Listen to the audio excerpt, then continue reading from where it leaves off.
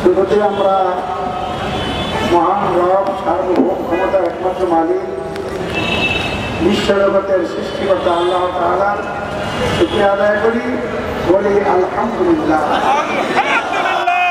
রাসূলের কারীমের উপর দরুদ পাঠ করি সাল্লাল্লাহু আলাইহি ওয়াসাল্লাম।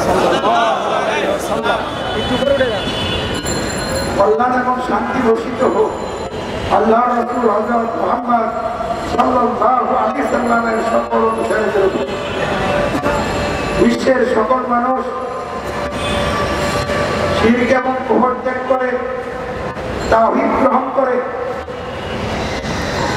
যথাযথভাবে ইমানি দায়িত্ব পালন করে আল্লাহর সন্তুষ্টি নিয়ে দুনিয়ায় বসবাস করো, আল্লাহর সন্তুষ্টি নিয়ে মৃত্যুবরণ করে জান্নাতবাসী হোক। এদেরকে আল্লাহ সকলকে কবুল করে না।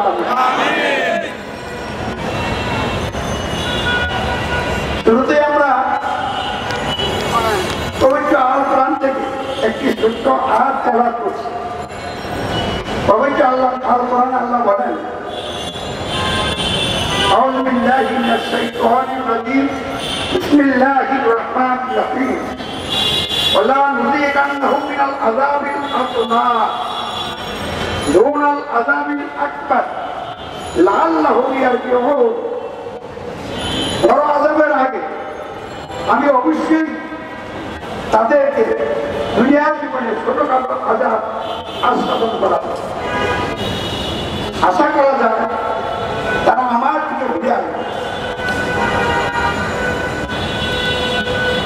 সূরা আস-সিজদা 21 নম্বর আয়াত। এই আয়াতে আল্লাহ রাব্বুল আলামিন কি বলছে আমি একটু বলেই বলছি। সম্মানিত উপস্থিতি, বিভিন্ন শ্রেণী পেশায় নিয়োজিত সচেতন বন্ধুরা, সাংবাদিক বন্ধুগণ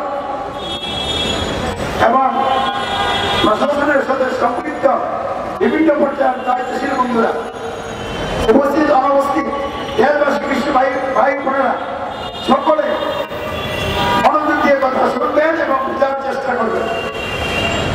দীর্ঘদিন চলে গেল না বুঝতে বুঝতে, আর এর ফল হিসেবে আমরা দুর্ভোগ এবং অশান্তি ভোগ করতেছি।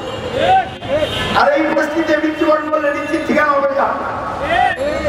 আমরা জাহান্নামে যেতে চাই না, আর দুনিয়া আর দুর্ভোগ অশান্তিতে কাল কাটাতে যাচ্ছে না। তাই আজকে বুঝতেই হবে, বোঝার মন মনস্থা নিয়ে মনোযোগ দিয়ে শুনবেন। এই আশাবাদ ব্যক্ত করে বলছি,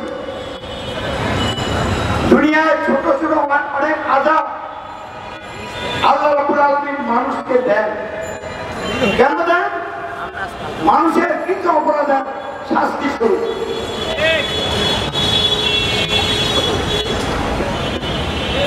ছোট ছোট আযাব বলি কি? পবিত্র আল কোরআনে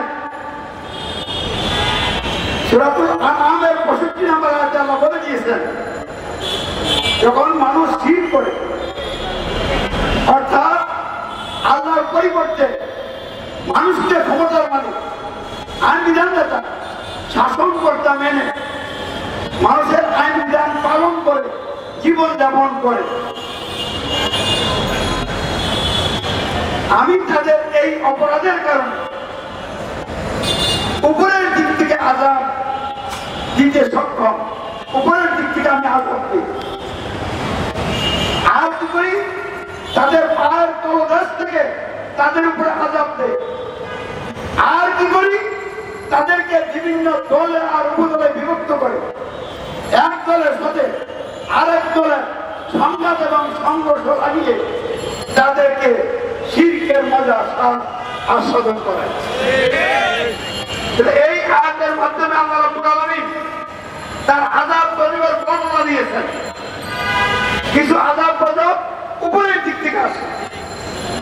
আল্লাহ রাসূল হযরত মুহাম্মদ সাল্লাল্লাহু আলাইহি ওয়াসাল্লাম আয়াতের ব্যাখ্যা করেছেন, অতিবৃষ্টি, অনাবৃষ্টি, শিলাবৃষ্টি, ঘূর্ণিঝড় ইত্যাদি উপরের দিকে আযাব।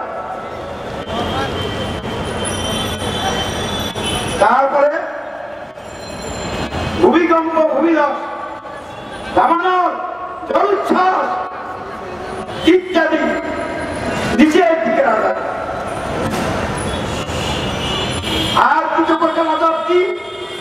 মানুষ যখন শিরকে লিপ্ত হয় তখন তাদেরকে বিভিন্ন দলে ভাগ করা হয়, হিংসা বিদ্বেষের মধ্যে নিক্ষেপ করে সংঘাত এবং সংঘর্ষ বাঁধিয়ে তাদের এই কুফরি এবং শিরকের মজা স্বাদ আমি আস্বাদন করা।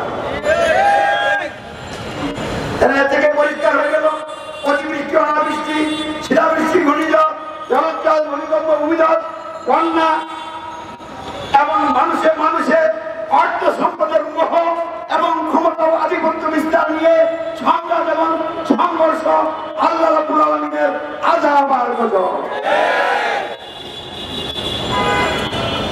তাহলে বর্তমানে বাংলাদেশে 12টি জেলা বন্যায় যে বিপর্যস্ত হয়ে গেছে,